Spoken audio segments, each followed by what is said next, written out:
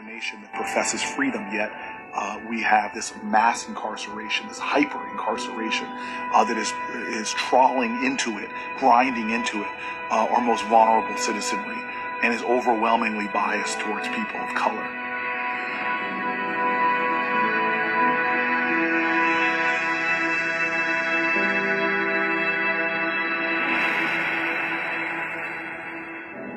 But I want to say a few words about it,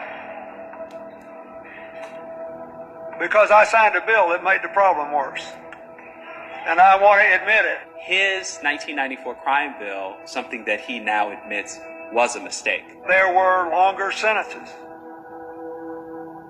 and most of these people are in prison under state law, but the federal law set a trend.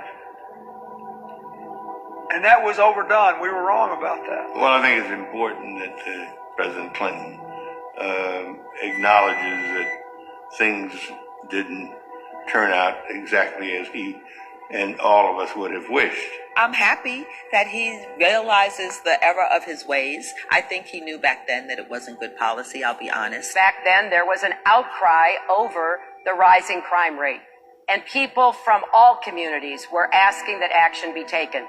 Now, my husband said at the NAACP last summer that it solved some problems, but it created other problems, and I agree. I'm glad to see that he is apologetic, but I think he has to take responsibility and accountability for that, and so does Hillary, because she supported it then and up until recently.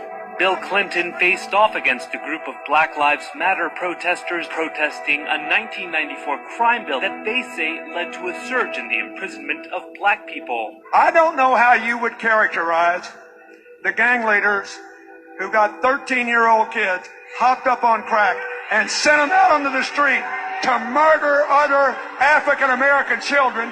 Maybe you thought they were good citizens. She didn't. She didn't. You are defending the people who kill the lives you say matter. Tell the truth.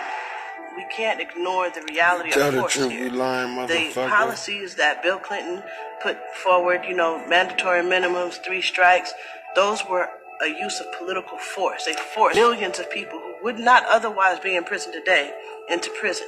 They forced families to be broken. All you gotta do is They read forced what I'm children to writing. live without their parents.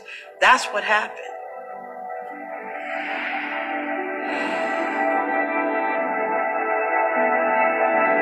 Why? We shouldn't ask, why is Bill Clinton so strong? We should ask, why is the black community so weak in our inability